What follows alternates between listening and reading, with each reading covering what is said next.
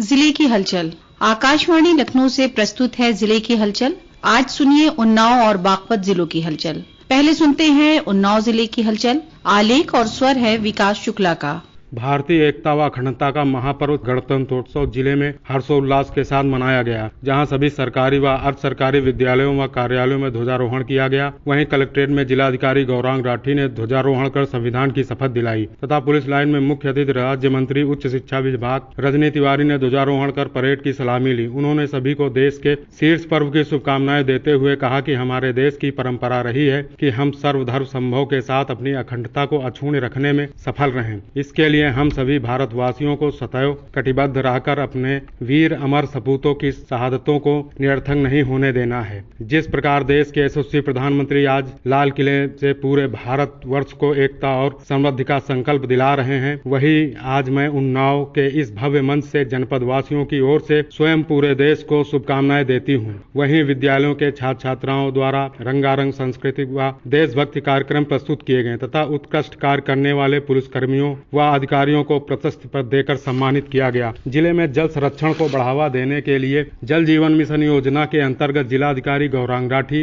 व मुख्य विकास अधिकारी प्रेम प्रकाश मीणा द्वारा एक महत्वपूर्ण पहल की शुरुआत की गई, जिसके तहत विकासखंड गंज मुरादाबाद की ग्राम पंचायत बहलोलपुर में कल्याणी नदी, जो विलुप्त के कगार पर पहुंच चुकी थी, नदी से जुड़े सभी नालों और तालाबों के जुड़े उद्धार के कार्य का मनरेगा के तहत भूमि पूजन किया गया तथा इस अवसर पर जिलाधिकारी ने कहा कि बढ़ते जल संकट को देखते हुए जल स्रोतों का संरक्षण और पुनर्जीवन आवश्यक है। मनरेगा योजना के माध्यम से किए जाने वाले इन कार्यों से न केवल जल संचयन व्यवस्था मजबूत होगी, बल्कि स्थानीय किसानों और ग्रामीणों को भी इसका सीधा लाभ मिलेगा। वहीं मुख्य विकास अधिकारी प्रेम प्रकाश मीणा ने बताया कि कल्याणी नदी हरदोई से शुरू होकर उन्नाव में लगभग 64 किलोमीटर तक फैली हुई है, जिसके अंतर्गत हमारे 4 ब्लॉक और 2 तहसील आती हैं। उन्होंने कहा कि कल्याणी नदी उन्नाव के लिए जल का प्रमुख स्रोत है, जिसके संरक्षण में प्रत्येक नागरिक की भागीदारी महत्वपूर्ण है। उन्होंने कहा कि वर्तमान में किए गए जल संरक्षण के प्रयास आने वाली पीढ़ियों के लिए वरदान साबित होंगे। इस अवसर पर जिलाधिकारी ने वृक्षारोपण भी किया तथा जल संरक्षण के क्षेत्र में उत्कृष्ट कार्य करने वाले ग्रामीणों को जल परी के रूप में एक विशेष टोपी पहनाकर सम्मानित किया गया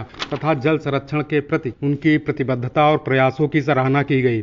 जिला महिला अस्पताल में स्वास्थ्य सेवाओं को और सशक्त बनाने के लिए 90 लाख की लागत से नई हार्मोनल एनालाइजर मशीन लगाई गई है, जिसका उद्घाटन सदर विधायक पंकज गुप्ता व मुख्य विकास अधिकारी प्रेम प्रकाश मीणा ने संयुक्त रूप से फीता काट कर किया। मुख्य विकास अधिकारी ने बताया कि जिले में स्वास्थ्य सेवाओं में लगातार सुधार हो रहा है, जिसके अंतर्गत आज महिला जिला अस्पताल में हार्मोनल एनालाइजर मशीन लगाई गई है, जिससे अस्पताल परिसर में थायराइड, हार्मोन, कैंसर, मार्कर आदि 19 तरह की नई जांचें हो सकेंगी। उन्होंने बताया कि अभी तक यह जांच सुविधा महिला जिला अस्पताल में नहीं थी, जिससे मरीजों को बाहर से जांच करानी पड़ती थी, जबकि जिला महिला अस्पताल में औसतन प्रतिदिन 400 से 500 मरीज ओपीडी में पहुंचते हैं। हार्मोनल एनालाइजर मशीन लगने से मरीज को बाहर से जांच नहीं करानी पड़ेगी। सौर ऊर्जा को बढ़ावा देने के लिए प्रदेश सरकार 30,000 सूर्य मित्र बनाएगी, जिसके तहत जिले में 20 इलेक्ट्रॉनिक में IIT व पॉलिटेक्निक डिप्लोमा धारक युवाओं की सूची मांगी गई है, जिनका चयन होने के बाद 45 दिनों का निःशुल्क प्रशिक्षण दिया जाएगा। जनपद के परियोजना अधिकारी यूपी नेडा नेपाल सिंह ने बताया कि प्रदेश सरकार सौर ऊर्जा को अधिक से अधिक बढ़ावा देने के लिए क्षेत्र में युवा शक्ति को जोड़ेगी। इसके लिए विभिन्न विधाओं में उन्हें प्रशिक्षित कर उन्हें सूर्य मित्र बनाया जाएगा। उन्होंने बताया कि इसमें वो व्यक्ति शामिल हो सकते हैं जो इंटर साइंस वर्ग से किया हुआ हो या ITI हमारे किए हुए हैं या डिप्लोमा होल्डर। इनके लिए 45 दिवसीय हमारा 3 ट्रेनिंग सेंटर प्रदेश के अंदर है, उन पर 45 दिवसीय प्रशिक्षण केंद्र लगाया जाता है और उन 45 दिनों के बाद हमें जो प्रशिक्षण प्राप्त करते हैं उनको दिया जाता है नाम सूर्य मित्र। वो सूर्य मित्र अपने क्षेत्र में जाकर के जो भी संयंत्र हमारे सोलर के स्थापित होते हैं उनकी मरम्मत करना, स्थापित करना, PM सूर्य योजना के अंतर्गत जो हमारे संयंत्र स्थापित हो रहे हैं सोलर रूफटॉप, उनको स्थापित करना, रिपेयरिंग करना। इसके अतिरिक्त वो चाहे तो वेंडर बन के भी अपना स्वयं का रोजगार कर सकते हैं। प्रशिक्षित युवा शक्ति को सौर ऊर्जा के विभिन्न संयंत्रों की स्थापना, अनुरक्षण और संचालन करते हुए अन्य लोगों को भी रोजगार दे सकेंगे। उन्नाव जिले की हलचल के बाद आइए सुनते हैं बागपत जिले की हलचल। आलेख है राजीव पंडित का। मुख्यमंत्री योगी आदित्यनाथ ने बागपत के छपरौली कस्बे के श्री विद्या मंदिर इंटर कॉलेज में 12 फरवरी को पूर्व केंद्रीय मंत्री स्वर्गीय अजीत सिंह की प्रतिमा का अनावरण और 351 करोड़ की 281 विकास परियोजनाओं का लोकार्पण और शिलान्यास करते हुए कहा कि चौधरी अजीत सिंह ने 2 दशक कंप्यूटर वैज्ञानिक के पद पर रहने के बाद देश के विकास के लिए काम किया। उन्होंने अन्नदाताओं, युवाओं की आवाज बुलंद की।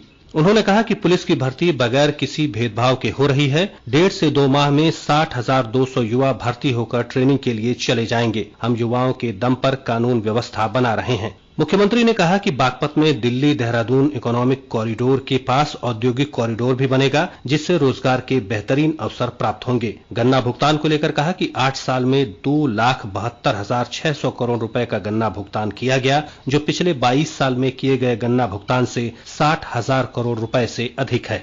60,200 पुलिस के नए भर्ती की प्रक्रिया चल रही है। फिजिकल टेस्ट हो रहा है।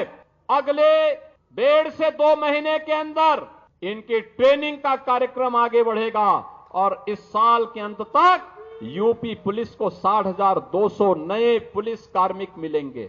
प्रत्येक वर्ष फरवरी महीने के दूसरे मंगलवार को विश्व स्तर पर मनाए जाने वाले इंटरनेट के सुरक्षित प्रयोग विषय पर राष्ट्रीय सूचना विज्ञान केंद्र बागपत द्वारा कार्यशाला का आयोजन किया गया। इस अवसर पर जानकारी दी गई कि कार्यशाला का मुख्य उद्देश्य इंटरनेट और सोशल मीडिया के सुरक्षित उपयोग के प्रति जागरूक करना और उन्हें साइबर फ्रॉड से सुरक्षित रखना है। जानकारी के अभाव में अधिकतर लोग साइबर फ्रॉड का शिकार हो जाते हैं, जिसके कारण उनका भारी आर्थिक नुकसान होता जाता है। साथ ही व्यक्तिगत डेटा भी चोरी हो जाता है। डिजिटल अरेस्ट जैसी कोई भी वैधानिक प्रक्रिया नहीं है। यदि इस प्रकार की कोई कॉल आती है तो तत्काल हेल्पलाइन नंबर 1930 पर कॉल करके उसकी सूचना दें, ताकि साइबर अपराधियों के खिलाफ उचित कार्रवाई अमल में लाई जा सके। कार्यशाला में सचेत करते हुए यह भी बताया गया कि किसी भी व्यक्ति को अपना OTP, क्रेडिट कार्ड अथवा अकाउंट नंबर साझा न करें। सतर्कता और जागरूकता से ही साइबर अपराध पर नियंत्रण पाया जा सकता है।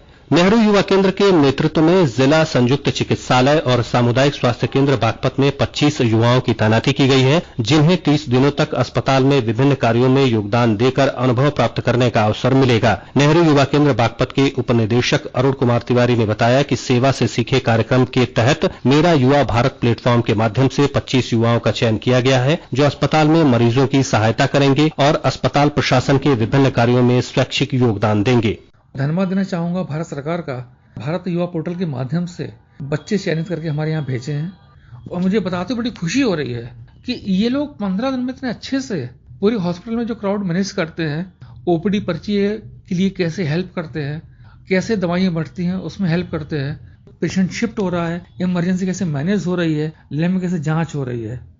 जिलाधिकारी अस्मिता लाल ने कलेक्ट्रेट सभागार में CM डैशबोर्ड की बैठक में जनपद की प्रगति की समीक्षा की। इस दौरान विभिन्न विभागों के अधिकारियों को योजनाओं के प्रभावी क्रियान्वयन के निर्देश दिए गए। पिछले महीने की रैंकिंग में बागपत को 44वां स्थान प्राप्त हुआ था, जबकि इस बार की रैंकिंग में 34वां स्थान प्राप्त हुआ है। जिलाधिकारी ने अधिकारियों को और अधिक बेहतर प्रदर्शन करने के निर्देश दिए। बैठक में CM डैशबोर्ड से जुड़ी 58 परियोजनाओं की गहन समीक्षा की गई। गन्ना विभाग, जन सुनवाई, वन विभाग और श्रम विभाग का प्रदर्शन अपेक्षा से कमजोर पाया गया। जिलाधिकारी ने संबंधित विभागों के अधिकारियों को स्पष्ट निर्देश दिए कि समस्याओं का शीघ्र समाधान करें और कार्य में पारदर्शिता बनाए रखें। जिलाधिकारी ने कहा कि सरकारी योजनाओं का लाभ प्रत्येक पात्र व्यक्ति तक पहुंचे, इसके लिए अधिकारी सतर्कता से कार्य करें। जनपद की रैंकिंग को और बेहतर बनाने के लिए समस्त विभागों को समन्वय स्थापित कर कार्य करने के निर्देश दिए गए। कलेक्ट्रेट लोकमंच पर 15वां राष्ट्रीय मतदाता दिवस धूमधाम से मनाया गया। इस अवसर पर सांस्कृतिक कार्यक्रमों का आयोजन किया गया। सांस्कृतिक कार्यक्रमों की प्रस्तुतियों ने आयोजन को न केवल मनोरंजक बनाया, बल्कि यह भी दर्शाया गया कि किस प्रकार कला और संस्कृति लोकतंत्र की भावना को प्रसारित करने में प्रभावी हो सकते हैं। जिलाधिकारी ने लोकतंत्र को सशक्त बनाने के लिए मतदान की अनिवार्यता पर जोर देते हुए कहा कि वोट केवल एक अधिकार नहीं, बल्कि राष्ट्र निर्माण में सबसे बड़ी भूमिका है। हर एक वोट से लोकतंत्र मजबूत होता है। उन्होंने कहा कि हमें न केवल स्वयं जागरूक होना है, बल्कि दूसरों को भी प्रेरित करना है कि वे अपने मताधिकार का प्रयोग करें।